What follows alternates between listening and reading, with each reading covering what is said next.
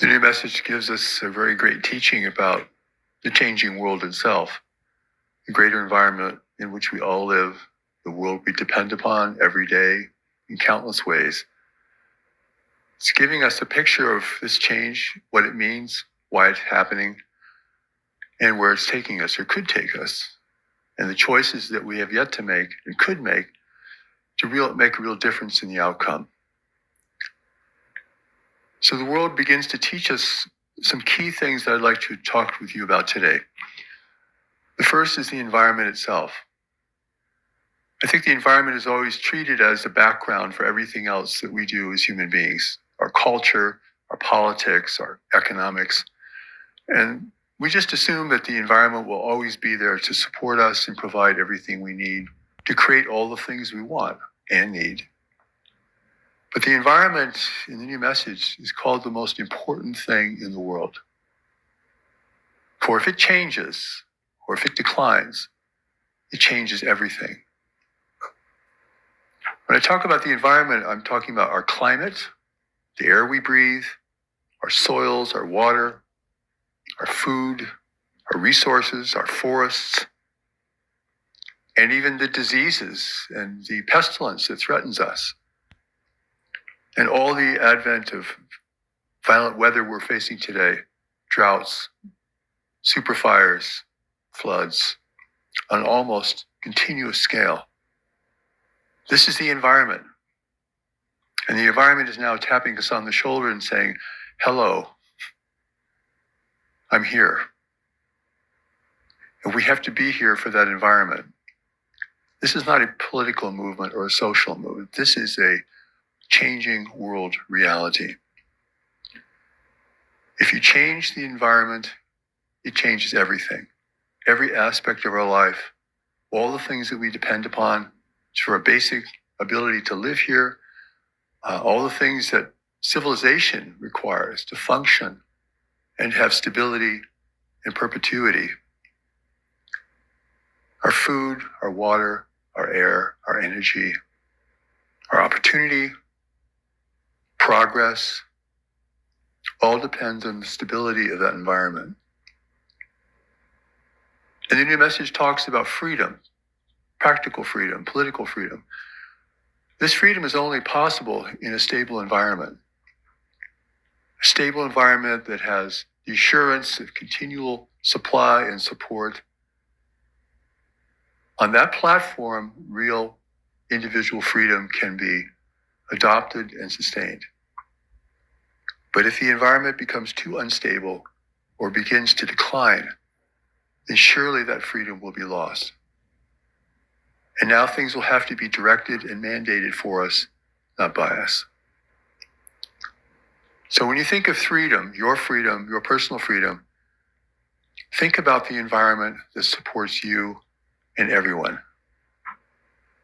Political scenarios change, political leaders change, political drama changes, and all that can be very consuming, but it's really the environment that matters. And even war. The new message described war as always a competition for resources, despite whatever political or religious aspirations or issues are at stake. It's always an attempt to gain more resources, or to compete for resources, or to gain someone else's resources. Resources, environment. In a new world reality, this is what really matters. Political theory, economic theory, it's all based on the stability of the environment and resources. It's the ground we stand upon, it's the air we breathe. It's our ability to function in every moment of life. If this environment becomes too destabilized, we're now facing a specter of war, the likes of which we have rarely seen in modern times at all. What the new message calls the wars of desperation, where nations are so depleted, they have to assault, attack, and displace the populations of nations around them that have the resources that they need. That's no longer trade, commerce, and agreement. It now becomes a desperate attempt at competition. We certainly want to avoid that.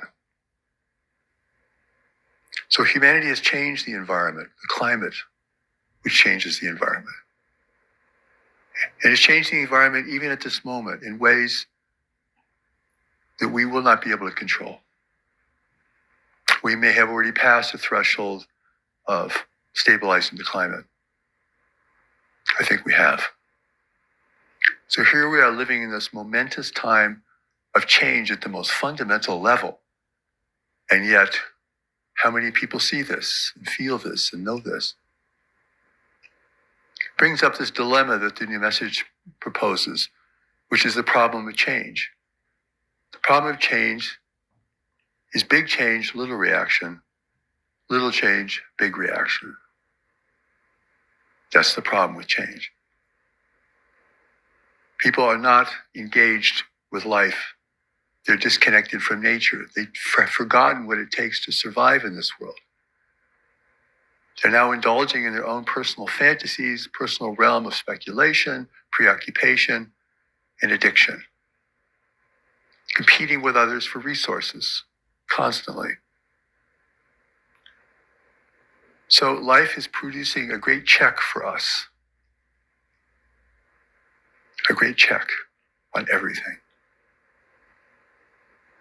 If our food declines, war will arise.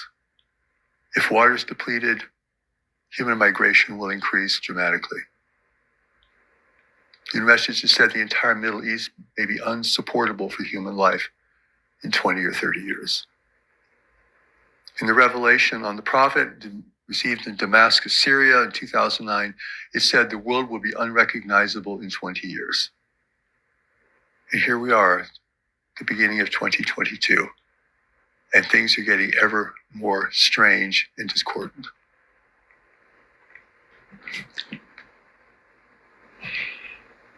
The new message teaches that we're living in a declining world, a world of declining resources, growing population, drinking from a slowly shrinking well.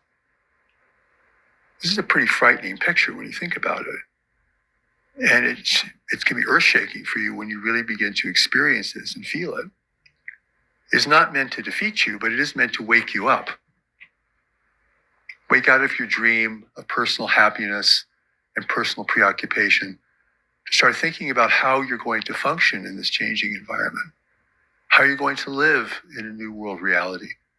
How you're going to face the great waves of environmental, economic, and social change that are already underway. This is a real turning point for humanity. It's not like things are just going to go on. Things will get bumpier. We have a little pandemic we'll have to deal with. We'll get through that. We'll get back to normal. There is no getting back to normal. We're in the middle of a pandemic as a great wave of change, which it is, that alone will change the economies, the outlook, and the well-being, and even the lives of many, many people. Far greater it is than people realize or want to think of it. So who can face that? People want to hide behind conspiracy theories or call it a conspiracy or think it's just a passing phase or it's just a giant flu or it's being created, for the profit of certain companies. It's like people aren't facing reality, people. This is reality. What is reality? Well, I don't know if we can ultimately define that, but my working assumption is reality is everything is happening beyond your thoughts and beliefs. And if you're not paying attention to what's happening beyond your thoughts and your beliefs, then your life will become imperiled by those things that you're not paying attention to. Already the things that I've spoken of are in motion. It's not some future possibility. It's not some dire prediction for the future. The great waves of change are happening now, and they will get greater and greater as we proceed